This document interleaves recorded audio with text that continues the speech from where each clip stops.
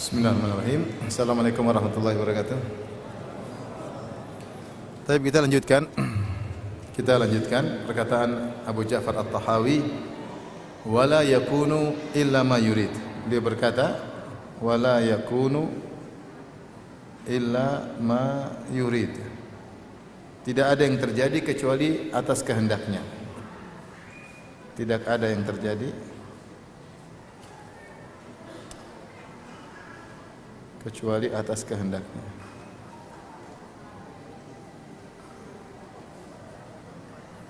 Ini tentunya dinyatakan oleh At-Tahawi dalam rangka membantah Mu'tazilah atau Qadariyah yang mengatakan bahwasanya tidak semua yang terjadi atas kehendak Allah. Mereka mengatakan tidak semua yang terjadi atas kehendak Allah karena mereka menggunakan logika di dunia ini ada hal-hal yang buruk dan tidak mungkin Allah menghendaki suatu yang buruk. Mereka mengatakan demikian. Kalau begitu ada kejadian tanpa kehendak Allah Subhanahu wa taala.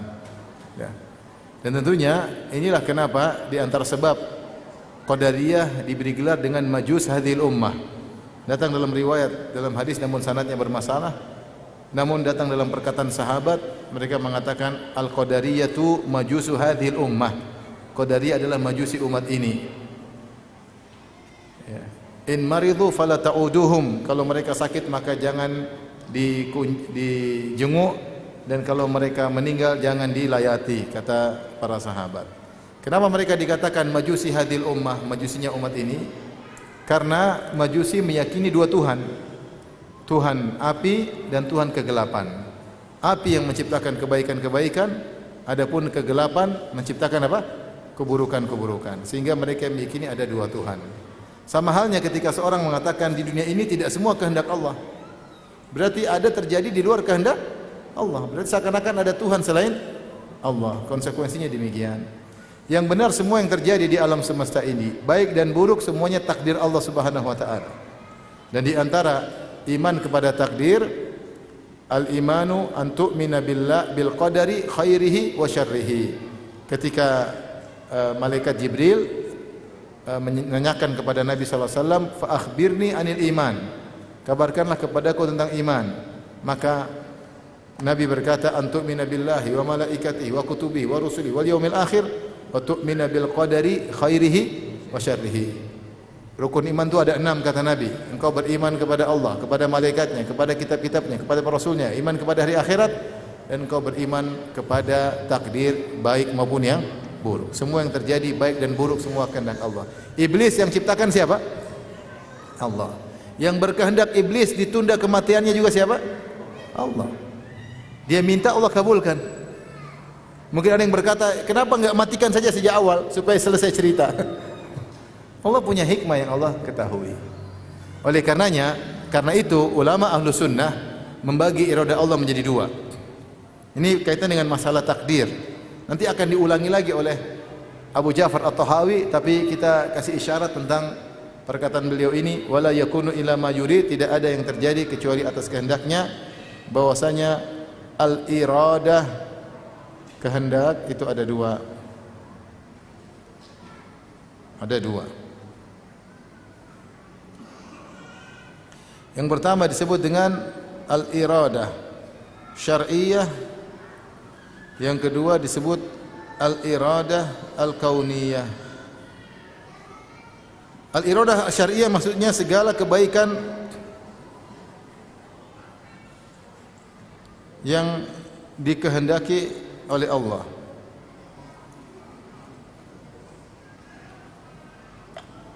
Dan ini di antara ciri-cirinya tidak selalu terjadi.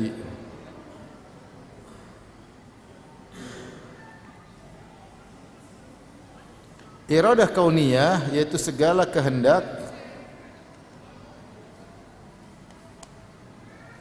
yang pasti terjadi,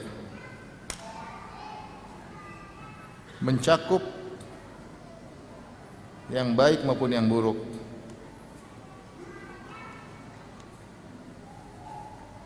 Taib. Ini ciri-cirinya tadi pasti terjadi. Saya kasih gambaran sederhana. Taib. Saya tanya sama antum, Fir'aun beriman, Allah suka enggak kalau Fir'aun beriman? Allah suka enggak Fir'aun beriman? Suka. Buktinya Allah ingin Fir'aun beriman, Allah kirim Musa untuk mendakwai siapa? Fir'aun. Bahkan bukan cuma Musa, ditemani oleh Nabi Harun. Bahkan Allah menyuruh Nabi Musa dan Harun untuk berkata-kata lembut. Ya. Faqula lahu qawlan layyina la'allahu yatadhakkaru aw yakhsha. Wahai Musa dan Harun, berucaplah kepada Fir'aun dengan kata-kata yang lembut. Siapa tahu dia mengambil pelajaran dan siapa tahu dia takut. Artinya siapa tahu dia beriman. Ternyata dia beriman atau tidak? Tidak. Berarti ini contohnya, contoh Allah ingin Fir'aun beriman, namun kenyataannya tidak beriman.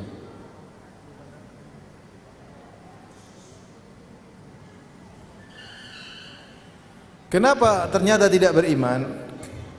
Karena ada hikmah di balik itu yang lebih Allah sukai daripada kehendak ini. Sehingga dia tidak beriman. Di balik tidak berimannya Fir'aun ada hikmah-hikmah yang Allah kehendaki. Sehingga sebelum saya lanjutkan, kita bisa membagi juga al-iradah,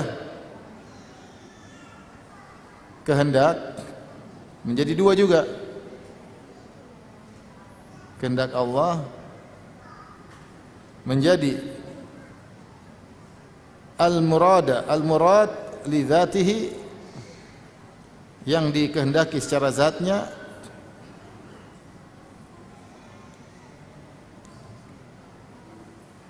dan al-murad li ghairihi, yang dikehendaki karena yang lainnya, dikehendaki terjadi karena ada tujuan lain di baliknya.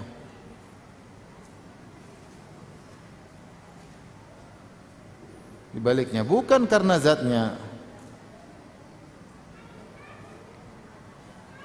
Contoh ini, contoh kehendak yang Allah kehendaki secara zatnya, misalnya Nabi Muhammad menjadi Rasul misalnya. Allah ingin Rasulullah Muhammad menjadi Rasul atau tidak? Makanya Allah kirim malaikat Jibril untuk belah dadanya, Allah bersihkan dadanya, ya.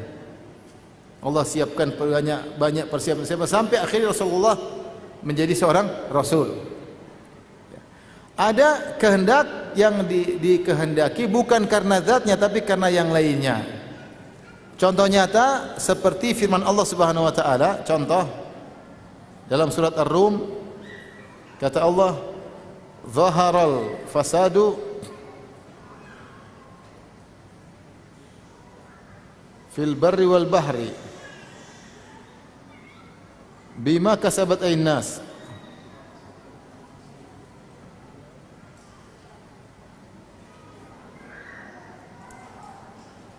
Liyudhiqahum ba'dha alladhi amilu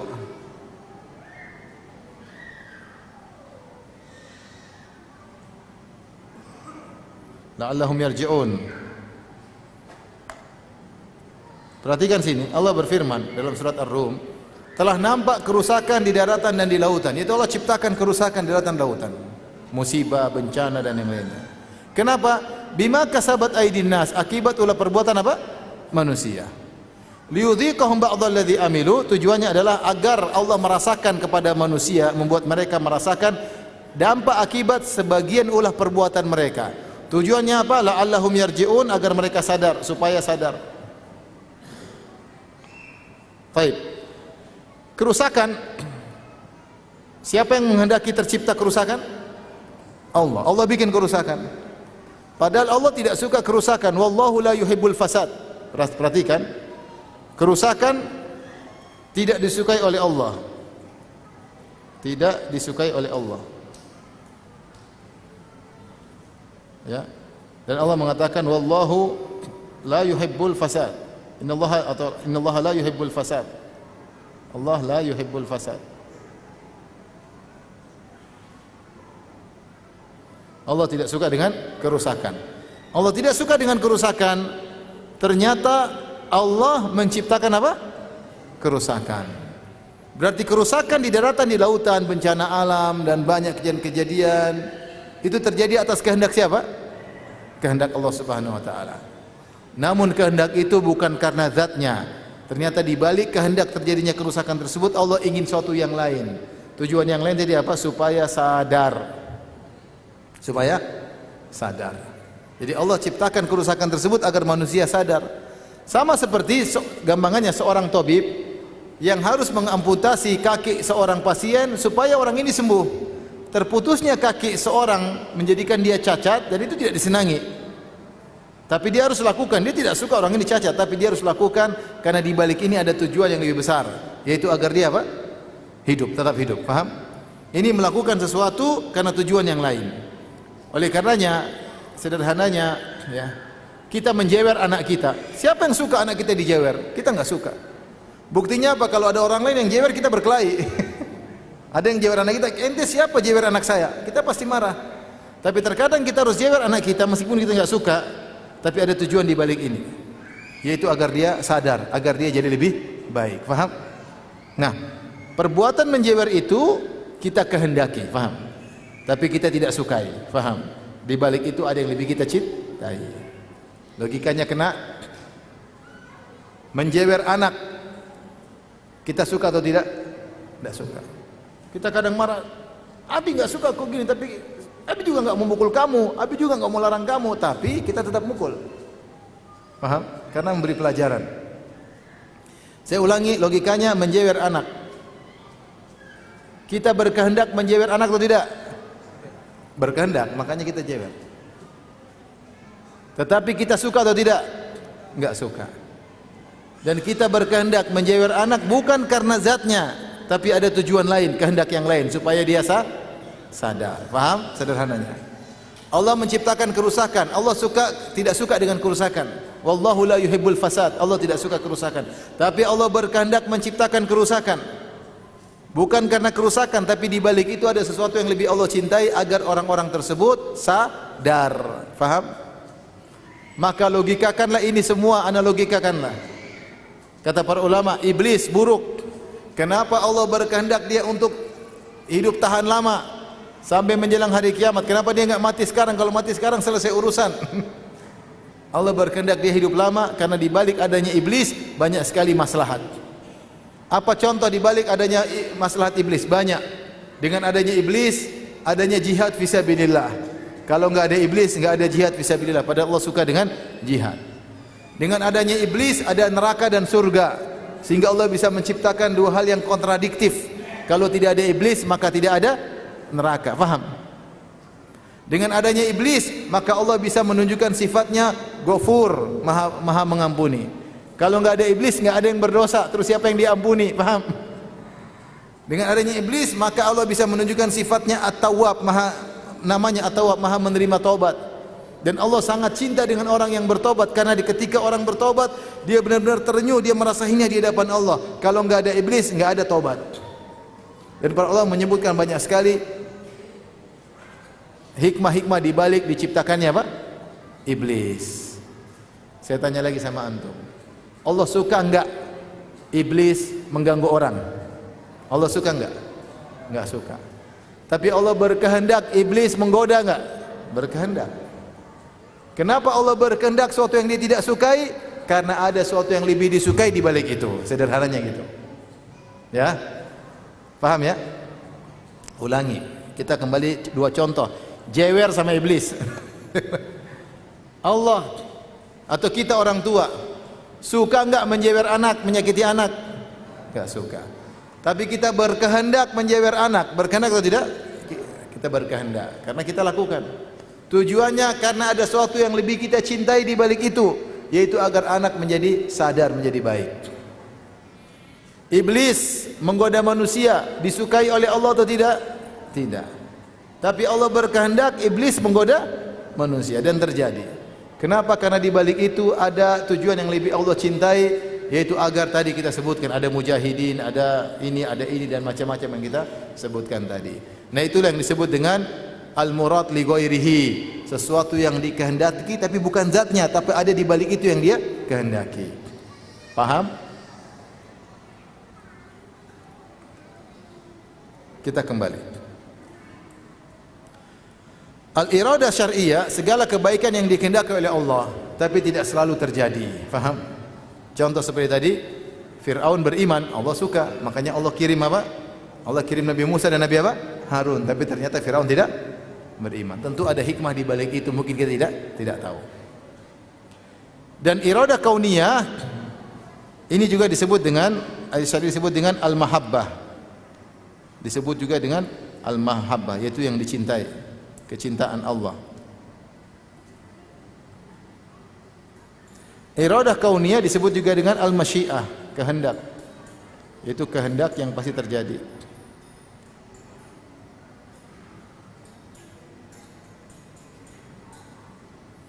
Dari sini kita tahu iradah kauniyah pasti terjadi, sifatnya pasti terjadi. Sifat pertama, sifat kedua terkait dengan yang dicintai atau tidak dicintai oleh Allah atau dibenci oleh Allah.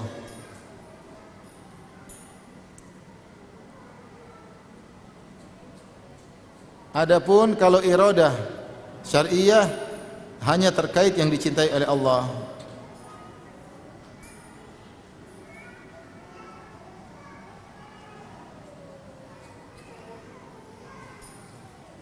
Oleh karenanya, kalau kita sudah memahami ini, kita tahu perkataan Abu Ja'far At-Tahawi, wala yakunu illa ma yurid. Tidak ada yang terjadi di alam semesta kecuali atas kehendak siapa? Kehendak Allah. Paham? Mau keburukan, mau kebaikan, mau iblis, mau setan, mau siapapun, mau bajingan, mau Israel, mau siapapun, semua atas kehendak siapa? Allah. Kalau itu baik, jelas dicintai oleh Allah. Kalau itu buruk yang tidak kita sukai, yakinlah di balik itu ada hikmah. Bisa terjadi, bisa jadi kita paham, bisa jadi kita tidak paham. Dan semua hikmah atau tujuan di balik itu tidak semua kita pahami. Ini jadi masalah. Banyak kejadian-kejadian yang menurut kita tidak baik, tapi di balik itu ada hikmah. Nah, hikmah-hikmah itu terkadang kita pahami, terkadang tidak kita pahami. Contoh hikmah yang kita pahami, terkadang kita kena musibah. Dan berapa kali kita terkena musibah? Kita sedih mengalami hal tersebut. Setelah itu Allah ungkapkan, ternyata di balik musibah ini banyak maslahat. Kita baru sadar belakangan, ya Allah, benar. Seandainya dulu saya tidak terkena musibah, mungkin saya sudah begini dan begini dan begini. Banyak orang sadar. Seandainya saya dulu tidak dibangkrutkan, mungkin saya sudah kacau ustaz, mungkin saya sudah tukang maksiat, mungkin saya sudah ini. Seandainya dulu saya tidak celaka, mungkin saya sudah di puncak kemaksiatan, mungkin mati su'ul khatimah, Allah kasih saya teguran. Seperti itu. Alhamdulillah kemarin saya ngelamar ditolak. Ternyata perempuan itu ternyata begini-begini. Coba dulu kalau saya lamarannya diterima. Maksudnya terkadang hikmah tersebut dibuka dan terkadang kita paham. Terkadang kita nggak paham sehingga kita gerundel terus, padahal itu kebaikan bagi kita. Kata Ibnul Qayyim, Allah membawa kenikmatan dalam bentuk penderitaan. Kita nggak sadar. Di balik penderitaan tersebut ternyata banyak apa? Kenikmatan. Terkadang kita sadari, terkadang tidak kita sadari. Paham? Demikian juga kejadian-kejadian, kenapa begini, kita bilang Allah lebih tahu tentang hikmahnya. Karena tidak ada yang terjadi di alam semesta kecuali atas kehendak Allah Subhanahu wa taala. Karena kalau kita berbicara tentang iradah kauniyah yang pasti terjadi, itu ada yang Allah sukai dan ada yang Allah tidak sukai. Contohnya iblis menggoda manusia, Allah suka atau tidak? Tidak suka, tapi Allah berkehendak untuk terjadi. Karena di balik itu ada maslahat. Karenanya malaikat pun tidak Allah kasih tahu.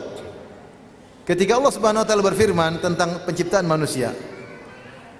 Wa idz qala rabbuka lil malaikati inni ja'ilun fil ardi khalifah.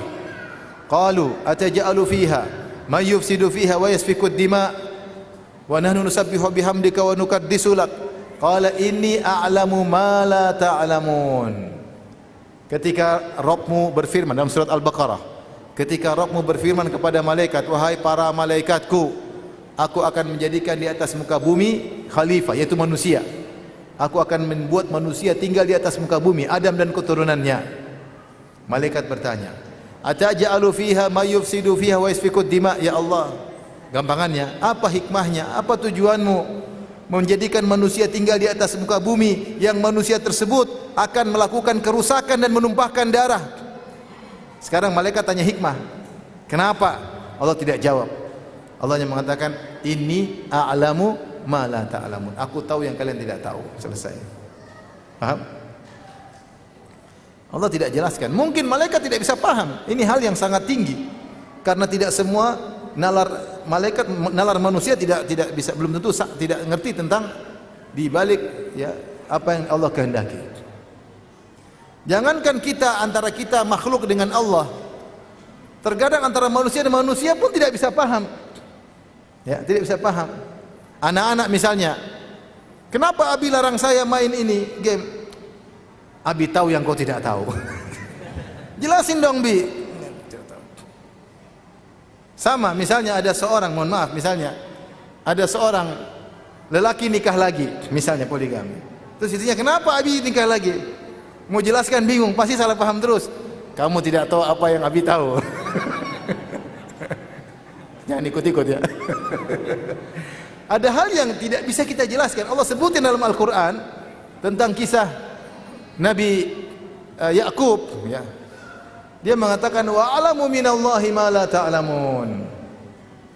Ketika anak-anaknya protes, ya, mereka berkata, qalu tallahi tafta'u tadhkuru Yusufa hatta takuna haradan aw takuna minal halikin. Qala innama ashku bathi wa huzni ila Allah wa a'lamu minallahi ma la ta'lamun. Mereka bilang, wahai ayahanda, kenapa kau nangis-nangis terus sampai buta matamu, sampai kau hampir binasa? Anak-anaknya protes sama Nabi Yakub. Nabi Yakub mengatakan, aku tahu yang kalian tidak tahu. Dia enggak bisa jelasin. Paham? Ini manusia dengan manusia, anak dengan bapak, istri sama suami. Suaminya enggak bisa jelasin. Bukan pengalaman pribadi, enggak ya. Ini cuma contoh aja, permisalan. Bapak enggak bisa jelasin sama anaknya. Yakub alaihissalam tidak bisa jelas sama anaknya, enggak bisa. Karena anaknya tidak bisa paham. Allah tidak jelaskan kepada malaikat, kenapa ya Allah? Allah tidak jelaskan. Inni a'lamu ma la ta'lamun.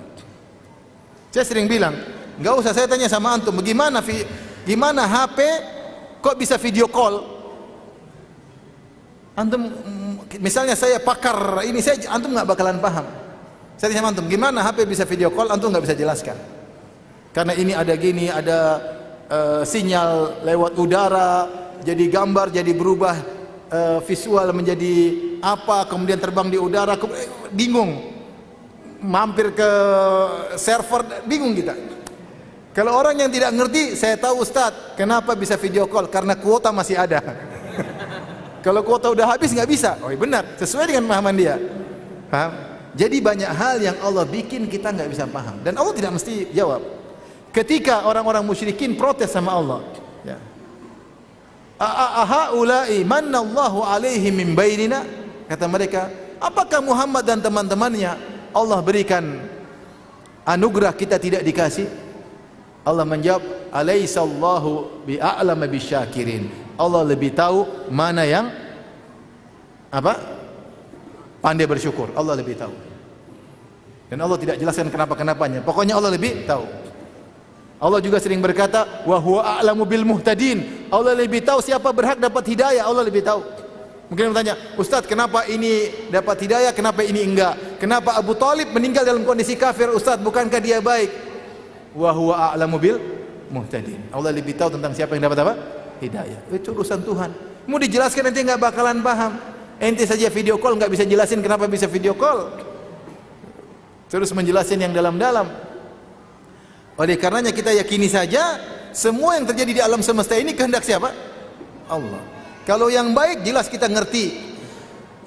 Kalau yang buruk, musibah menimpa kita, musibah menimpa orang lain, kenapa orang kafir berkuasa, kenapa kaum muslimin ada yang di ini, kenapa ada yang disiksa, kenapa ada yang dibunuh, kenapa, kita bilang Allah tahu hikmahnya.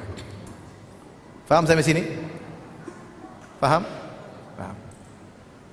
Makanya Allah berkata kepada Nabi SAW, "Wa ma aktsarun nasi walau harasta bimu'minin." Allah sudah bilang, wahai Muhammad, kebanyakan manusia meskipun kau semangat kasih hidayah, mereka tidak beriman. Memang Allah berkehendak mereka tidak beriman, tapi Allah suruh Nabi berdakwah. Allah berfirman, walau syaa rabbuka la ja'alan nasa ummatan wahidah. Kalau Allah berkehendak, Allah menjadikan manusia seluruhnya beriman, tetapi Allah tidak berkehendak demikian.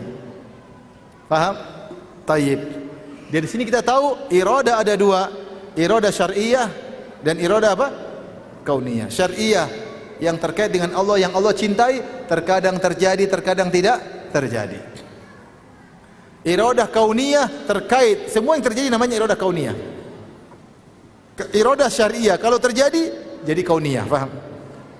Iradah syar'iyah kalau sudah terjadi namanya iradah apa? Kauniyah. Semua yang terjadi namanya iradah kauniyah, dan iradah kauniyah, kehendak kauniyah terkait dengan yang Allah cintai dan terkait dengan yang Allah tidak cintai. Kalau yang terkait Allah cintai kita paham. Terkait dengan Allah yang tidak cintai, kita bilang di balik itu ada yang Allah cintai. Sampai sini paham? Paham ya? Namun tidak boleh berdalil dengan iradah kauniyah untuk melegalkan maksiat, enggak boleh. Enggak boleh. Seorang terdapat melakukan perzinahan, kamu berzina, iradah kauniyah. Sudah takdir, Allah berkehendak. Seperti ada seorang pencuri ketika ditangkap, kamu mencuri, iya atas kehendak Allah saya mencuri. Iya, saya potong tanganmu juga atas kehendak Allah Subhanahu wa taala. Kenapa saya perlu sampaikan ini? Karena orang-orang liberal, ini pentingnya kita belajar ini. Saya tulis dalam disertasi saya. Orang-orang liberal dai pluralis di zaman di negeri kita ini mengatakan memang pluralitas itu dikehendaki oleh Allah. Agama bervariasi itu Allah kehendak, makanya semua masuk surga. Paham? Gimana bantahnya? Kita bilang memang benar. Tidak semua manusia beriman itu kehendak apa? Allah. Tapi bukan berarti semuanya masuk apa? Surga. Paham? Karena tidak semua yang Allah kehendaki pasti baik. Paham atau tidak? Terjadinya kerusakan Allah suka atau tidak? Enggak suka, tapi Allah kehendaki. Tidak semua yang Allah kehendaki itu baik. Iblis hidup baik atau buruk? Buruk, tapi Allah kehendaki? Iya, kehendaki. Menunjukkan tidak semua yang terjadi kehendak Allah. Memang benar Allah kabarkan manusia akan berbeda-beda agamanya dan Allah menghendaki itu. Tapi bukan berarti itu baik, karena Allah juga mengabarkan mereka masuk neraka, paham? Jangan kemudian orang-orang pluralis mengatakan, dalam Al-Quran banyak, walau syaa rabbuka la ja'alan nasa ummatan wahidah. Ya. Kalau Allah berkehendak tentu Allah menjadikan manusia satu agama, ternyata berbeda-beda. Berarti Allah ingin, kita bilang iya. Allah mentakdirkan memang agama macam-macam, tapi bukan berarti Allah mentakdirkan mereka masuk apa? Surga. Orang mencuri pun atas takdir Allah, tapi dipotong tangan juga karena takdir Allah. Orang menyembah berhala takdir Allah, tapi masuk neraka juga takdir apa? Allah. Bagaimana kita bisa bantah mereka ketika kita memahami iradah ada dua, iradah syar'iyah, iradah apa? Kauniyah. Paham sampai di sini? Baik. Kapan azan?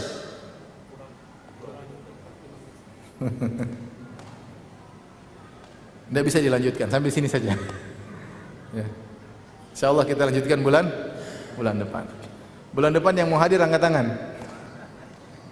Masih kuat mau hadir? Masih? Sebelum hadir makan dulu ya. Olahraga dulu biar darah lancar. Kalau darah lancar insyaallah paham dengan apa? Dengan baik. Kalau tidak paham-paham banyak istighfar. Karena dosa itu penghalang apa? Pemahaman. Allah berfirman wattaqullah wa yu'allimukumullah. Bertakwalah kepada Allah maka Allah akan ajarkan agama kepada ilmu kepada kalian. Di antara kebiasaan Ibnu Taimiyah rahimahullahu taala, kalau beliau menghadapi masalah yang beliau tidak paham, beliau beristighfar. Astagfirullah, astagfirullah, astagfirullah. Kalau antum tidak paham tentang masalah jewer, ente banyak istighfar ya. Semoga Allah buka apa? Pemahaman. Tapi demikian saja yang bisa sampaikan karena sudah mau duhur. Kalau yang bertanya saya persilahkan.